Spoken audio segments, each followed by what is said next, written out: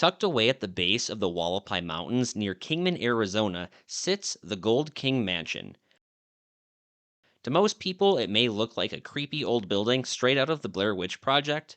However, back in its glory days, the Gold King Mansion served a much greater purpose.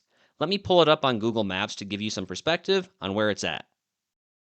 Now, it does show up as the Gold King Mine on Google Maps, but the mine is literally right next to the mansion, and this is located southeast of Kingman, Arizona. The Gold King Mansion was built in 1929 by Gold King Corporation, shortly after a strike was discovered in the Hualapai Mountains. It was built in conjunction with the Gold King Mine, which produced gold, silver, copper, and lead. And according to the interpretive sign located at the site, the Gold King Corporation used this ornate structure to entertain wealthy investors and to house the mine foreman. However, this wasn't its original intended purpose. The Gold King Mansion was originally supposed to be the first of many reinforced concrete bunkhouses erected out here for the workers of the mine, and according to mininghistoryassociation.org, which will be linked in the description below, each bunkhouse was supposed to have adequate sleeping rooms, a bathroom, and electric lights. They were also to be built in a manner that would allow them to be cool in the summer months and warm in the winter. Now, in the beginning, the company seemed to have the best interests of the workers at heart, but that soon faded. The owners of the mine decided to scale back on their plans for the individual bunkhouses, as the mine was capable of producing satisfactory results with a smaller workforce. That part in the story kind of reminds me of my previous job, when we would exceed company expectations in terms of production, but instead of a raise, all we would get is, pizza party. Instead of building more bunkhouses for the workers, they doubled the size of the original bunkhouse, giving it its current configuration. And on that sign I showcased earlier in the video, it does include a floor plan of the Gold King Mansion. Quick fun fact about this sign. They used to have a different one that was out here for the longest time, and when I was out here 3 years ago, this was the sign that they had. But as you can see, some people just suck and they can't seem to leave a good thing alone. But the new sign seems to be holding up quite well. Sadly, historic places like these that are located in such remote and rugged areas aren't always able to get the type of consistent surveillance that they need. Over the years, the Gold King Mansion has fallen victim to repeated incidents of vandalism, which is exactly why signs like these now exist. According to mininghistoryassociation.org, another episode of vandalism occurred out here back in 2000. Luckily, there were 3 volunteers from Arizona Site Stewards Program that witnessed what the perpetrators had done. The perps were eventually apprehended and fined. Serves them right, the jackasses. The Arizona Site Stewards Program is an organization that helps protect and preserve historic sites like these so that way they can be enjoyed for future generations to come. Here is a photo of the old mine and mill taken sometime in the late 1920s.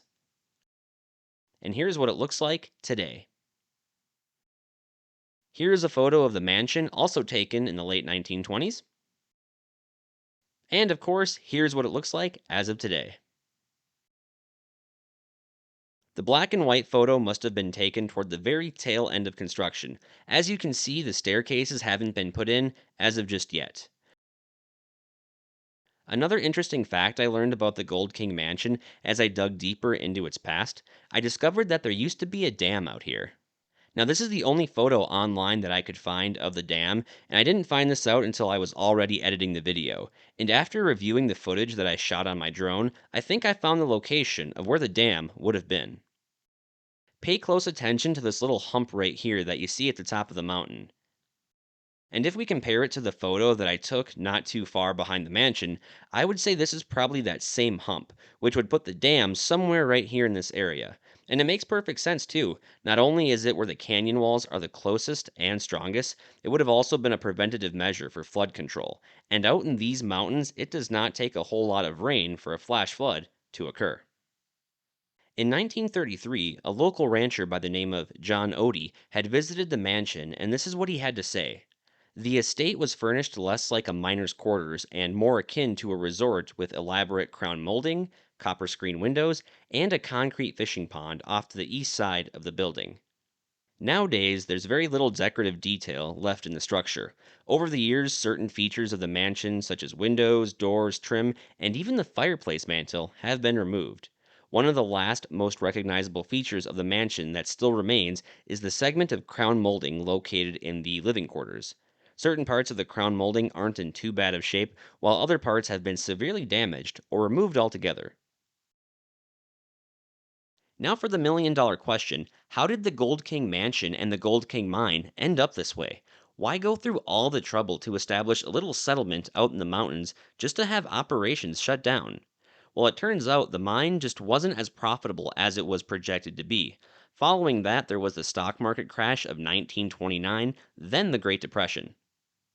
Another factor that led to the downfall of the Gold King mine was the absence of the owner, Paul M. Woods. In the article, The Gold King Mine and Mansion: Relics of Mining History in Mojave County, Arizona, it stated that there was an illness in his family, which caused him to neglect his business and be away from his office a great deal of the time. The area became inactive from 1934 up until 1941.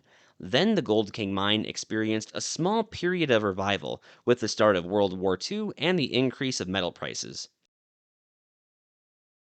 The mine continued to produce gold, silver, lead, and zinc in small quantities. Operations at the mine continued on up until 1947, but by that time there had been major economic changes post war, and by 1948 the owner, Paul M. Woods, had passed away. Now, this created a lot of uncertainty about the title to the property. Operations came to a halt shortly after. Now, I made this visit to the Gold King Mansion on March 18th. It was a gloomy Monday afternoon, and I thought I would have the place to myself.